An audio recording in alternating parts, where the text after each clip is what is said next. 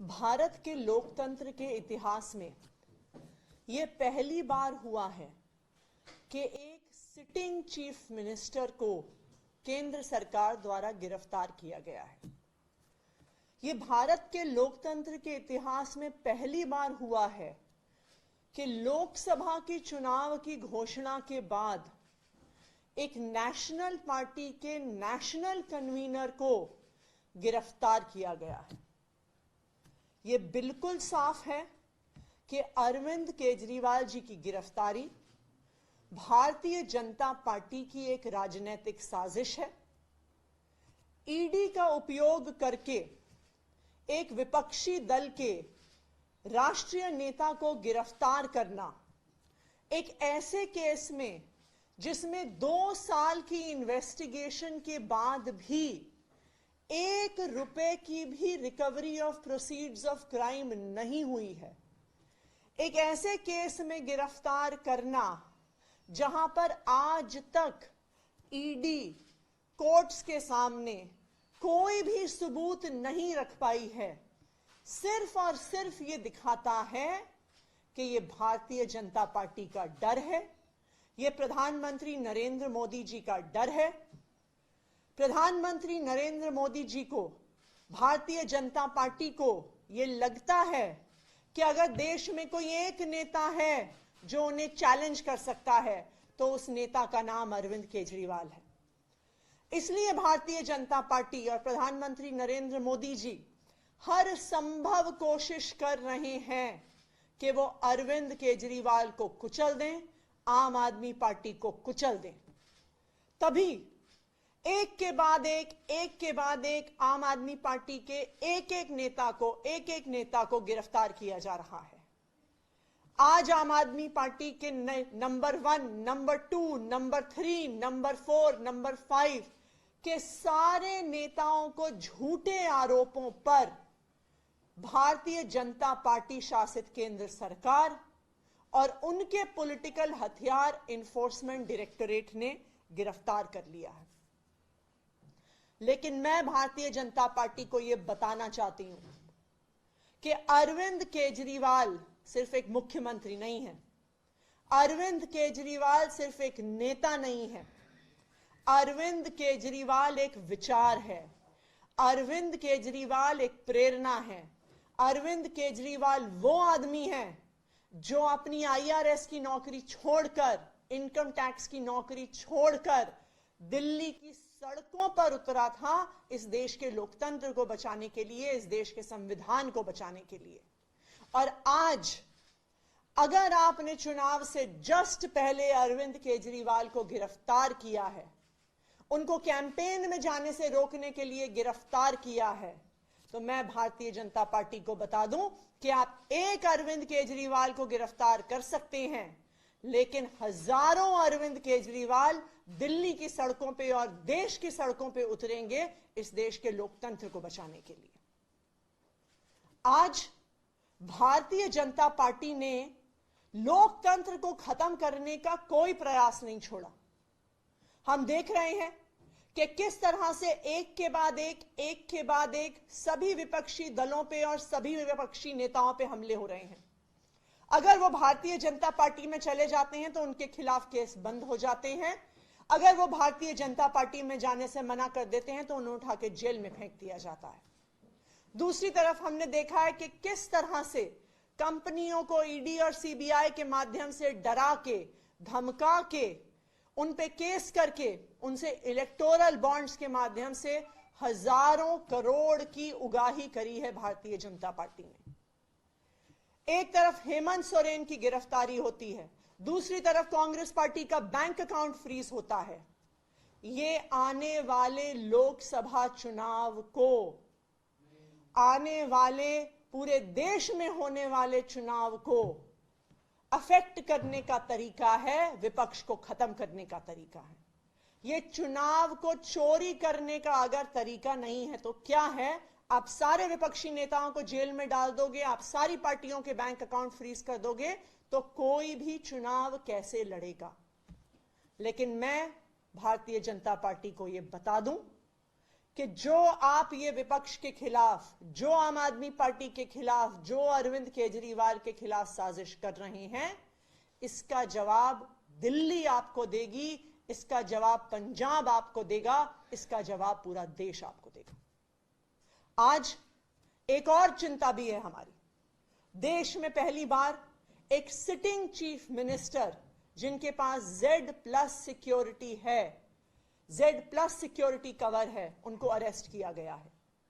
अब अरविंद केजरीवाल, दिल्ली के मुख्यमंत्री अरविंद केजरीवाल जी की सिक्योरिटी के लिए कौन जिम्मेदार है? आज वो ईडी के ऑफिस के अंदर हैं। उस ऑफिस के अंदर कौन जा रहा है, क्या लेके जा रहा है, इसके लिए कौन जिम्मेदार होगा? तो ये एक बहुत बड़ी चिंता आम आदमी पार्टी की भी है, ये एक बहुत बड़ी चिंता देश की भी है कि क्या केंद्र सरकार ईडी की कस्टडी में अरविंद केजरीवाल को पर्याप्त सिक्योरिटी दे रही है कि नहीं दे रही है। ये केंद्र सरकार का अपना असेसमेंट है कि वो Z+ सिक्योरिटी की आवश्यकता रखते हैं, और एक Z+ सिक्योरिटी की आवश्यकता रखने वाले एक सिटिंग चीफ मिनिस्टर को कस्टडी में रखते हुए ईडी ने उनका क्या सिक्योरिटी का अरेंजमेंट किया है, इस बात को केंद्र सरकार को देश के सामने रखना होगा। Thank you. मैम, आपको क्या लगता है सिक्योरिटी वाला जो आपने सवाल खड़ा किया है, क्या लग रहा है किसी तरीके की साजिश आपको लग रही है कि हो सकती है, या किस तरीके का कंसर्न आप जता रही हैं? देखिए, अरविंद केजरीवाल जी एक Z+ सिक्योरिटी के प्रोटेक्टी हैं। अरविंद केजरीवाल जी इस देश के इतिहास में पहली बार अरेस्ट हुए सिटिंग चीफ मिनिस्टर हैं। हेमंत सोरेन जी की भी जब गिरफ्तारी हुई थी, उन्होंने गिरफ्तारी से पहले इस्तीफा दे दिया था। तो आज ये बहुत बड़ा सवाल है कि एक सिटिंग चीफ मिनिस्टर को जो सिक्योरिटी मिलनी चाहिए, क्या उनको ईडी की कस्टडी में मिल रही है? कौन उस ईडी के ऑफिस में अंदर जा रहा है? जिस लॉकअप में अरविंद केजरीवाल हैं, उस लॉकअप में कौन जा रहा है, उनकी क्या चेकिंग हो रही है, उनके पास क्या मटेरियल है, इस सब के लिए कौन जिम्मेदार होगा? एक कारण है कि एक सिटिंग चीफ मिनिस्टर को, एक संवैधानिक पद पे बैठे हुए व्यक्ति को Z+ सिक्योरिटी दी जाती है, क्योंकि उनके लिए कहीं से भी बड़े सिक्योरिटी के खतरे हो सकते हैं। लेकिन आज जब एक सिटिंग चीफ मिनिस्टर को ईडी की कस्टडी में ले लिया जाता है, तो उनकी सेफ्टी और सिक्योरिटी के लिए कौन जिम्मेदार है, इसका जवाब केंद्र सरकार को देना होगा। सुप्रीम कोर्ट में भी इस पूरे मामले में सुनवाई, वहां से कितनी उम्मीद है आप लोगों को? देखिए, हम सुप्रीम कोर्ट से ये उम्मीद करते हैं कि सुप्रीम कोर्ट जिसने बार बार कहा है कि लोकतंत्र की हत्या नहीं होनी चाहिए, आज वो सुप्रीम कोर्ट ना सिर्फ आम आदमी पार्टी को, ना सिर्फ अरविंद केजरीवाल को, बल्कि इस देश के लोकतंत्र को भी न्याय देगा।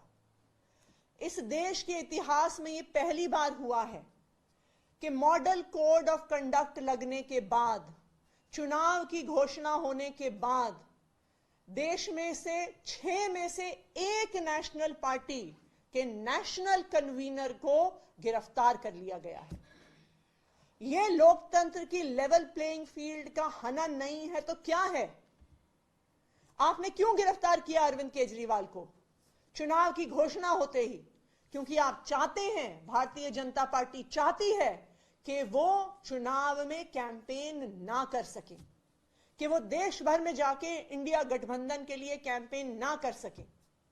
तो ये देश के इतिहास में, इस देश के लोकतंत्र के इतिहास में पहली बार हुआ है, और हम सुप्रीम कोर्ट से उम्मीद करते हैं कि सुप्रीम कोर्ट ने जब भी लोकतंत्र की हत्या करने की कोशिश करी है भारतीय जनता पार्टी ने, चाहे चंडीगढ़ के मेयर के चुनाव में, चाहे इलेक्टोरल बॉन्ड्स के माध्यम से, तो सुप्रीम कोर्ट ने सामने आके लोकतंत्र को बचाया है।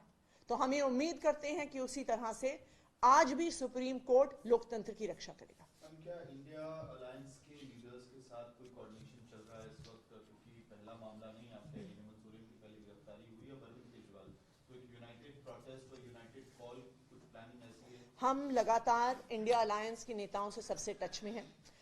उनमें से कई लोग अरविंद केजरीवाल जी के परिवार से बात भी कर चुके हैं। हमारी भी कई नेताओं से बात हुई है, और इंडिया गठबंधन के सभी प्रमुख नेताओं ने फोन पर भी और ट्विटर और मीडिया के माध्यम से भी अरविंद केजरीवाल और आम आदमी पार्टी के लिए एक सॉलिडारिटी दिखाई है। ये लड़ाई सिर्फ आम आदमी पार्टी और अरविंद केजरीवाल की नहीं है, आज ये लोकतंत्र के लिए लड़ाई है। आप मॉडल कोड ऑफ कंडक्ट लगने के बाद, चुनाव की घोषणा होने के बाद, विपक्ष के एक प्रमुख नेता, एक राष्ट्रीय पार्टी के राष्ट्रीय अध्यक्ष को अगर गिरफ्तार कर रहे हैं, तो ये चुनाव को प्रभावित करने का अगर तरीका नहीं है तो और क्या। Thank you. आप लोग प्रोटेस्ट की बात कर रहे थे, सड़क पर उतरने की बात कर रहे थे, वो क्या आज दिल्ली और देश भर में होने जा रहा है? बिल्कुल प्रोटेस्ट होगा, लेकिन आज केंद्र सरकार का जो डर है वो दिल्ली की सड़कों पे भी दिख रहा है। आज आम आदमी पार्टी के ऑफिस को एक छावनी बना दिया गया है। आम आदमी पार्टी के ऑफिस के सामने 2 से 2,500 हजार पुलिस वाले खड़े हैं। आम आदमी पार्टी के ऑफिस की सड़क के सामने हजारों पैरामिलिट्री फोर्सेस वाले खड़े हैं। पूरी दिल्ली से, पूरे देश से पुलिस को और पैरामिलिट्री फोर्सेस को इकट्ठा किया गया है। क्यों? क्योंकि भारतीय जनता पार्टी को डर है, उनको पता है कि वो अरविंद केजरीवाल को जेल में डाल के लोकतंत्र की हत्या करने की कोशिश कर रहे हैं, और वो पुलिस के माध्यम से, पैरामिलिट्री फोर्सेस के माध्यम से अब दिल्ली के लोगों की और देश के लोगों की आवाज को भी बंद करने की कोशिश कर रहे हैं।